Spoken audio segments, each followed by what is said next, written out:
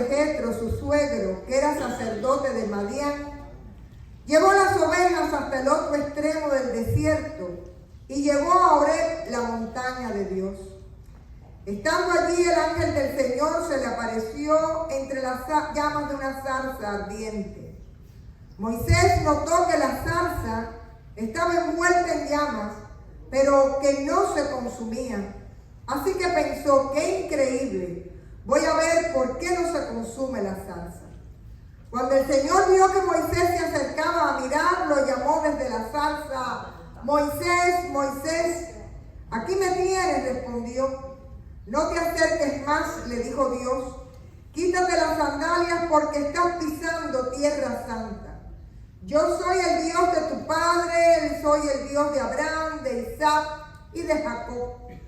Al oír esto, Moisés se cubrió el rostro, pero tuvo miedo de mirar a Dios. Pero el Señor siguió diciendo: ciertamente he visto la opresión que sufre mi pueblo en Egipto. Los he escuchado quejarse de sus capataces y conozco bien sus penurias. Así que he descendido para librarlos del poder de los egipcios y sacarlos de este país para llevarlos a una tierra buena y espaciosa, tierra donde abundan la leche y la miel. Me refiero al país de los cananeos, hititas, amorreos, fereceos, heveos y jebuseos. Han llegado a mis oídos los gritos desesperados de los israelitas, y he visto también cómo los oprimen los egipcios.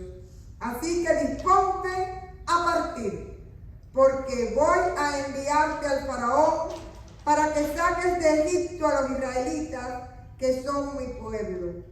Pero Moisés le dijo a Dios: ¿y quién soy yo para presentarme ante el faraón y sacar de Egipto a los israelitas? Yo estaré contigo, le respondió Dios, y te voy a dar una señal de que soy yo quien te envía. Cuando haya sacado de Egipto a mi pueblo, todos ustedes me rendirán culto en esta montaña. Esto es palabra de Dios. Hermanos, hoy estaremos hablando acerca de vocación, de llamado, pero también de temores y de respuestas. Y una y otra vez, cada vez que voy buscando textos que tienen que ver con vocación, otros buscarían a Jeremías y demás, pero yo amo este texto de Moisés. Y por eso me gusta que en esta mañana reflexionemos sobre este tema a la luz de la historia de Moisés. Moisés realmente estaba predestinado, humanamente hablando, a morir casi que recién nacido. Recuerden ustedes que cuando nace Moisés, el faraón entendía que había demasiados israelitas en la tierra de Egipto y le pide a las parteras, a Zilpa y a Fúa, que cuando ellas vayan a atender a las mujeres israelitas, los niños nazcan muertos o sencillamente los asesinen al nacer. Estas mujeres eran providas y dice que cuando llegaban, ayudaban en el parto y después le decían al faraón que las mujeres israelitas eran muy fuertes y que sus hijos nacían antes de que ellas llegaran. Quiere decir que lo que según el decreto del faraón estaba establecido para Moisés era morir desde temprano. Sin embargo, su madre, después de haberlo criado hasta cierto momento en su hogar, decide ponerlo en una cesta. Esa es la historia típica de la escuela dominical siendo niños, ¿verdad? Nos encantaba. Pone en una cesta en el río a su hijo y por supuesto lo pone en las manos de Dios por sobre todas las cosas. Y las corrientes del río llevaron a aquel bebé en su cesta hasta el lugar donde estaba la princesa, la hija del faraón, quien adopta a este niño y lo cría en palacio. El primer tema que me gustaría que tuviéramos presente es que a lo largo de nuestra vida Dios va preparándonos en distintas áreas para servir en algún momento en la tarea que Dios va a encomendarnos. Porque para cada uno de nosotros Dios tiene un propósito para hacer iglesia, un propósito de servicio, un propósito de misión. Y Dios nos prepara en nuestro caminar, en nuestra vida. En el caso de Moisés, lo primero que hizo Dios fue no solo salvarlo de la muerte, sino llevarlo a vivir a palacio. Y en palacio lo que se aprendía era a ser un líder. Lo que se aprendía en palacio era cómo dirigir.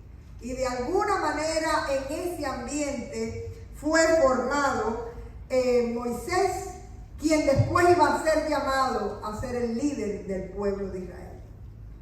Pero hay un momento oscuro en la vida de Moisés, y nosotros sabemos que todo obra para bien de aquellos que Dios ama, porque el Señor escribe recto en nuestros renglones torcidos. Amén.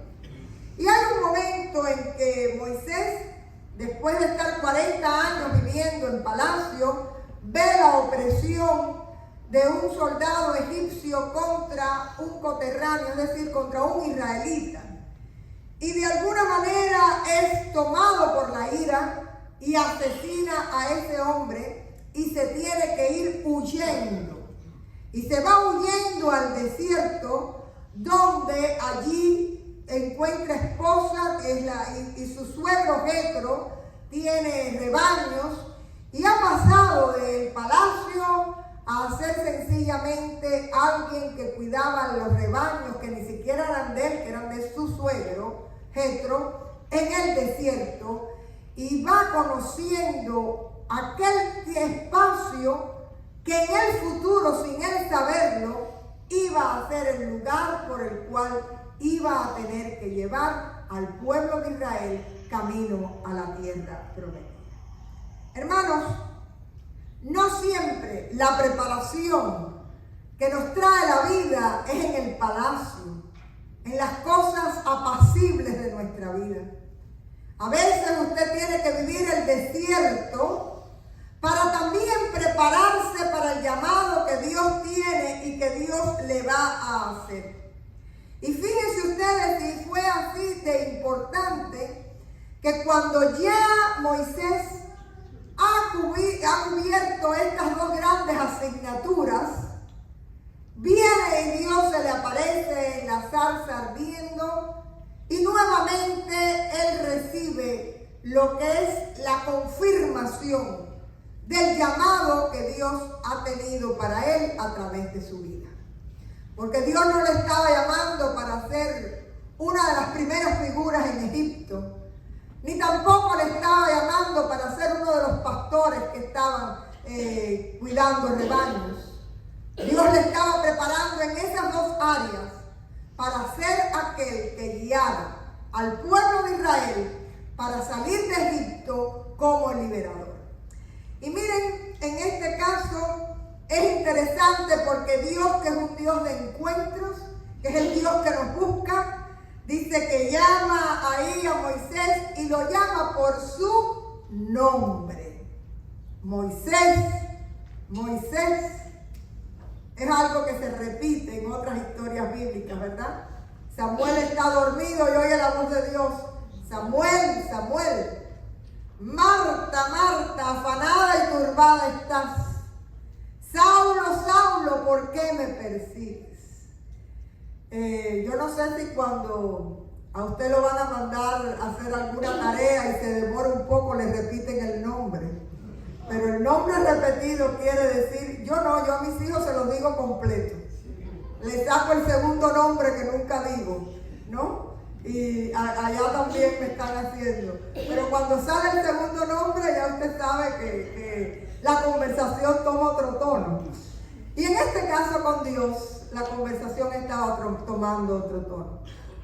Había un llamado imperioso de parte de Dios a Moisés. Dios le dice que no se acerque, pero le da la tarea. Y la tarea es tremenda. Y lo primero que dice es que hay un Dios que ve, y que Dios ve el sufrimiento, que Dios ve la necesidad, que Dios escucha el clamor del pueblo, que Dios no es un Dios indiferente, ni ajeno, ni lejano. Y de alguna manera dice que Dios llama a Moisés a colaborar con él en ese plan de salvación, respondiendo en auxilio a un pueblo que necesita ser liberado. Y le dice, disponte a partir. Hermanos, generalmente, la segunda idea que me gustaría que tuviéramos en cuenta, si la primera es que Dios nos prepara, la segunda idea que me gustaría que tuviéramos en cuenta es que muchas veces cuando Dios nos llama, porque siempre Dios te va a llamar y va a poner algún deseo de servicio en tu corazón, siempre usted va a tener todas las excusas disponibles que a veces nos parecen válidas. Aquí lo que está diciendo Moisés es cierto. Moisés se siente indigno, porque Moisés sabe que cuando él llega a Egipto, todo el mundo sabe que él mató a una persona. Le conocen su pasado. Moisés, por otra parte, se siente incapaz, porque era gago, era tartamudo. ¿Y cómo Dios lo va a mandar a hablar con el faraón? Así que, hermanos, de esta manera les voy a decir, y nunca se sorprendan, cuando ustedes se encuentren buscando justificaciones, siempre las van a tener, porque de hecho existen. Moisés no dejó de ser gago para responder al llamado. La gente no olvidó lo que había pasado con Moisés. Lo único que sucede es que Dios les dice, yo estaré contigo. El que te manda, te capacita, y no solo te capacita, sino que te da la ayuda divina, y además de darte la ayuda divina, te provee la ayuda humana que tú necesitas para llevar adelante el proyecto de Dios.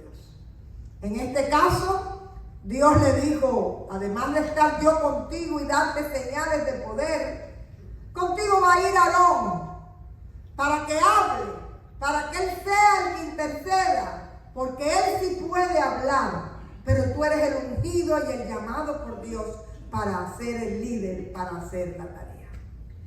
Hermanos, no tenga usted en poco sus capacidades, ni su edad.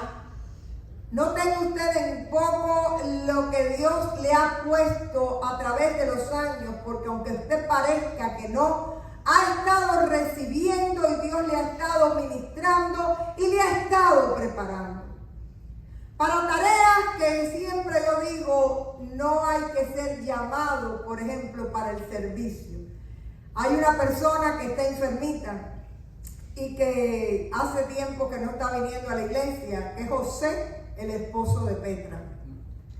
Hermanos, a José nunca había que decirle ayuda a. Todavía no había una persona que había terminado, por ejemplo, de comer en la mesa y ya José estaba parado para recoger los platos, para servir el café, para recoger las sillas, para ayudar a cargar lo que hubiera que cargar. Usted no necesita ser llamado y ordenado en un evento. Usted lo único que necesita es un corazón de servicio a Dios. Y que Dios le inquiete en su corazón quiénes son las personas que usted va a ir ministrando en su alrededor. Y quiénes son las personas que necesitan de usted oración, palabra de consuelo, palabra de ánimo. Quiénes son las personas que usted puede ministrar a través de la Biblia. Las personas que usted puede ministrar a través incluso del aposento alto u orando juntos. Yo creo que en este tiempo que hemos sobrevivido después de la pandemia, también en la iglesia han muerto algunas áreas de trabajo que tenemos que revitalizar. Y de alguna manera cada uno de nosotros va a ser llamado y a hacer la tarea. Y la semana pasada hablábamos del Sermón del Monte con las bienaventuranzas. Y solo quiero dejarles una idea que viene en el Sermón del Monte, ahí mismo en el capítulo 5, el verso 13 en adelante, cuando dice: vosotros sois la sal de la tierra.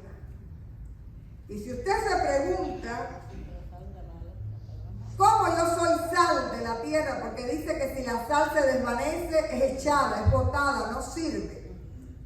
¿Y cómo yo puedo ser sal de la tierra?